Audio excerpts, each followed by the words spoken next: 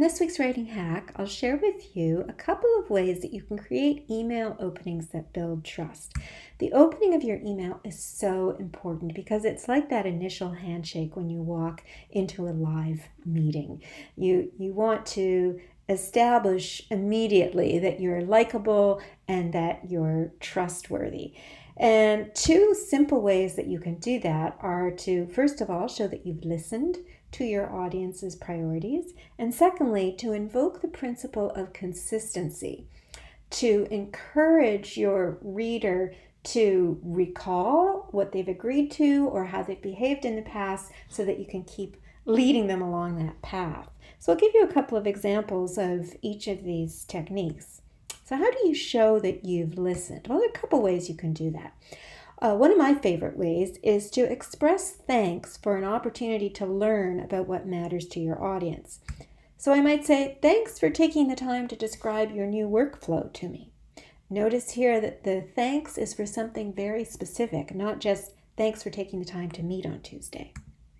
Or you might say, thanks for sharing your concerns about the proposed plan, and showing that you were really tuned in to what they were saying and not just maybe what you were proposing.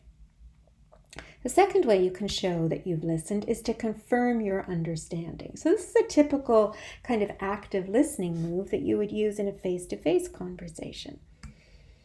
You use a phrase such as I understand. So as I understand your situation, and then you paraphrase it or summarize it.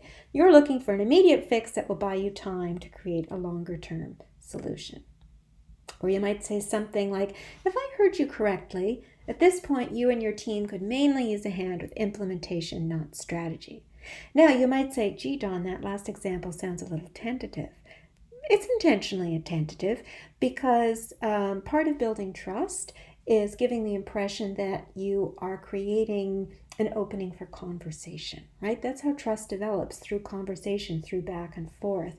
So you want to always be thinking about crafting your email language so that it invites a response. And here you kind of open up the opportunity for somebody to qualify that statement. And the moment they start to do that, they're engaged with you. The conversation is continuing.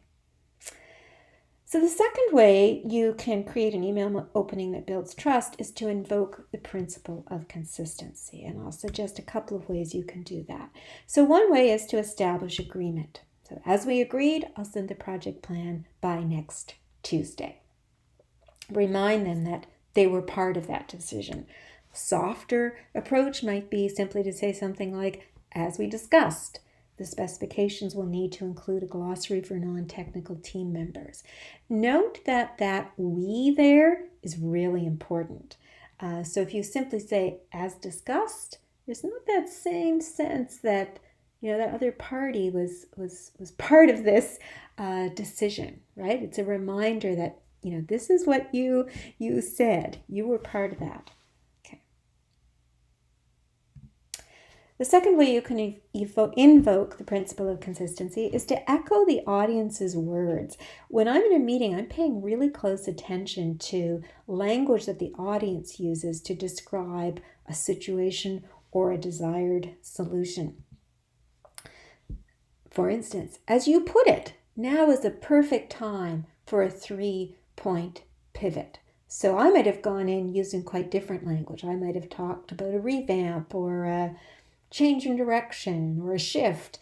But if they've used this term, 3-point pivot, and that becomes kind of a focal point of the conversation, I'd be noting that in my notebook, and I would use that very early on in the email message, because then what that does is it makes the email a continued link in a conversation that's going to continue.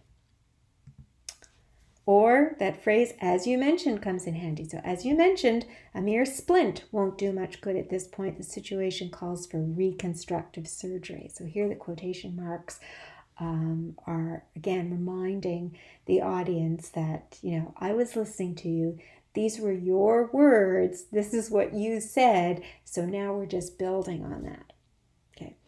So ideally, what you want to be doing, of course, when you're working with clients or customers, is you want to be presenting yourself so that they trust you to such a point that you become an integral part of your team. And in consulting, we often use the phrase, becoming a trusted advisor. And the way to do that is to get your emails off on a good foot, a strong foot, by starting from the very beginning, by making some explicit moves to build trust. So I hope these tips help you this week.